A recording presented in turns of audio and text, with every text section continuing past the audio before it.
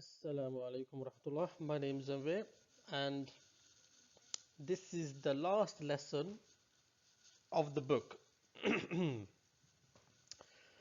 So we're on the second part of Unit 8. Now, before we continue in this lesson, let's go over briefly what we learned in the previous lesson. So, the topic of this lecture is what can we learn from success and failure. We talked about the definition of success and what the definition of success is according to different people, and I listed some examples of 3 people.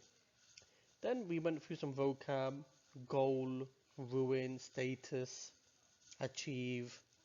We went through some of these words. We did a couple of exercises. We had to listen and fill in a chart. We went over listening for examples. So every time you make a point, you need to give an example to back up your point. Evidence. You said something, you need to give evidence. You need to give an example. Then we went over some more vocabulary: blind, tricky, disability. We took some more notes. You filled in the chart. Good.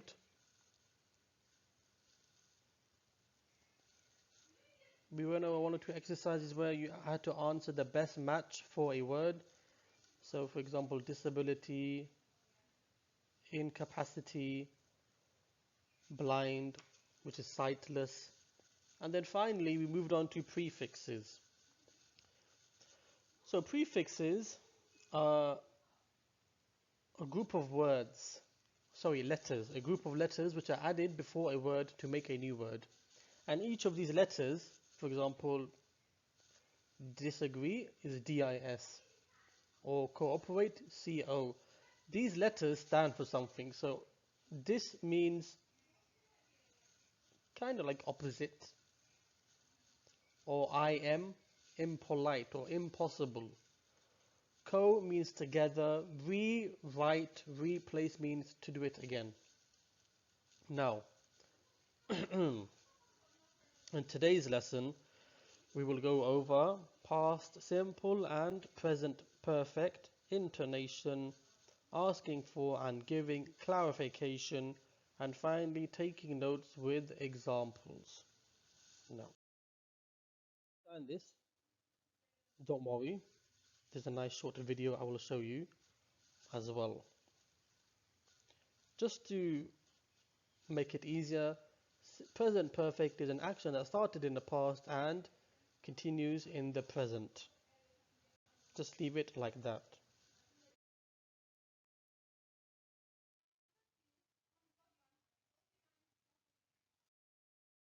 Simple past and present perfect. We can use either the simple past or the present perfect to talk about actions that began and ended in the past. I flew to Japan last month. She has flown to Japan many times. In both of these statements, the action was completed. We use the simple past when we say exactly when something happened. In this case, we know exactly when the speaker flew to Japan. Last month. We use the present perfect when we don't know when something happened. In this sentence, it is not important for the speaker to say exactly when she went to Japan, so she uses the present perfect. We can use many time expressions with the simple past to say when something happened. Time expressions such as last week, in 2015, a few days ago, and when I was young explain when something happened, so we usually use them with the simple past.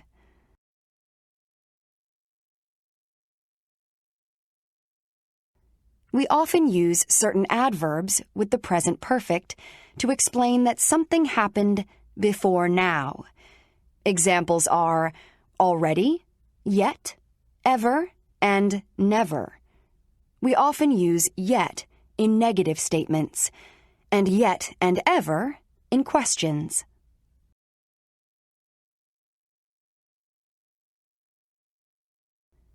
We can also use the present perfect to explain how often something happened in the past.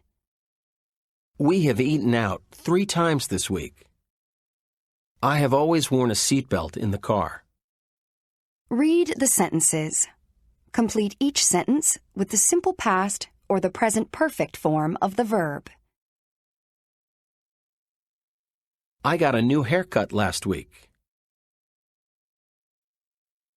He has brushed his teeth already. She has read that book many times. Summer arrived a month ago.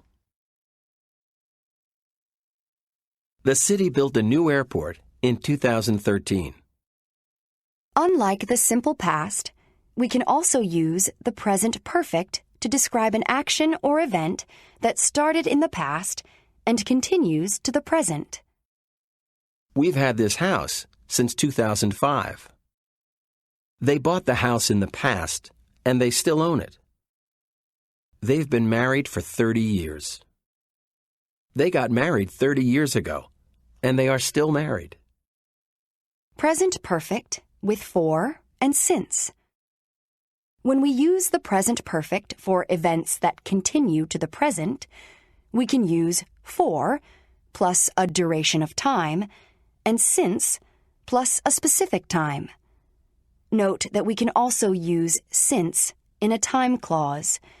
When we use since in this way, the verb with since is usually in the simple past. Read the sentences. Complete each sentence with for or since. She has felt sick since last week. I've had these shoes for 2 months. It has gotten warmer since this morning. We have been friends since we met. He hasn't gone fishing for a long time. Simple past and present perfect. To review, we use the simple past to talk about completed actions that happened at a specific time. We use the present perfect to talk about completed actions that happened for an unlimited time. We also use the present perfect with for and since to describe actions or events that were true in the past and are still true now. I have drunk a lot of coffee today. The speaker uses present perfect because he is not specific about when he drank the coffee. We had dinner at Hugo's last night. The speaker used simple past because he says exactly when the action occurred. Last night. She has been tired since this morning. The speaker uses present perfect because he uses since to say something started this morning and continues to now.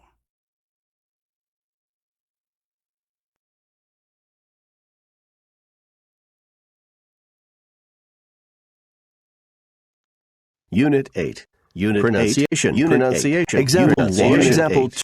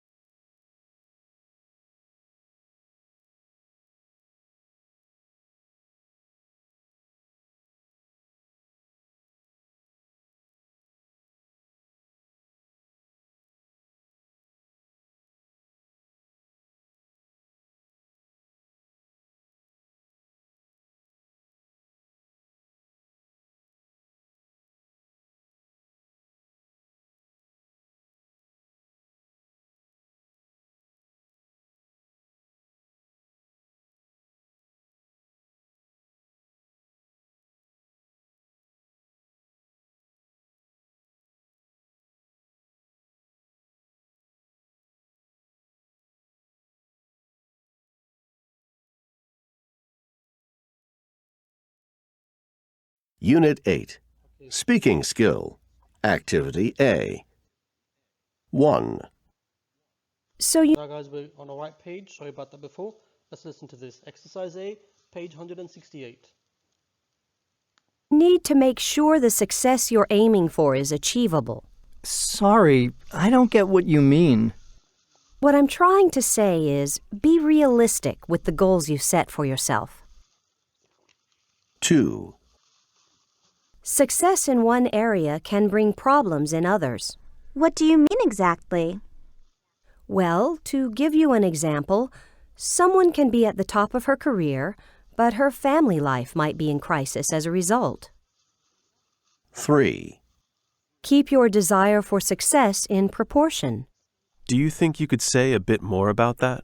Yes, I mean, don't let your desire for success become greater than other important areas in your life.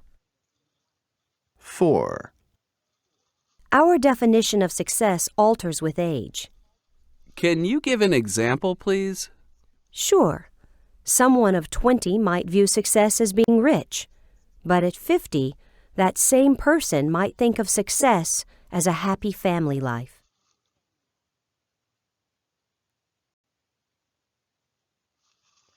Okay. Now, page 170. The last part, the finale. Okay, taking notes with examples. Looking at the book.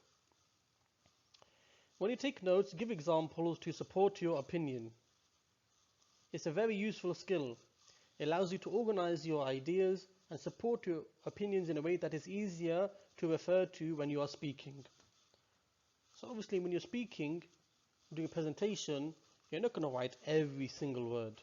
You're going to write some words with examples to help you. Look at the table. Look at how the main points are separated next to the supporting examples. Okay. What you see in front of you is just one method of taking notes. There are many if you look online. Main ideas, questions that connect points, prompts to help your study. Then you can take your notes. You can write symbols, abbreviations, lists. Then you can write a summary. After class, during review, talk about the main ideas for quick reference. And here's another example. So, in this example, they were talking about history. Unit 4, Lesson 2. Title, World of Incas. Talk about the main points. Incas, where did they rule? Okay, Sabca, capital. 3 factors that united the people. Then, talks about the main points, gives some examples, definitions. And that's how you take notes, guys. Very important. We've done it throughout this book 3 or 4 times. So on that note, we will finish. Thank you very much and good luck in the exam.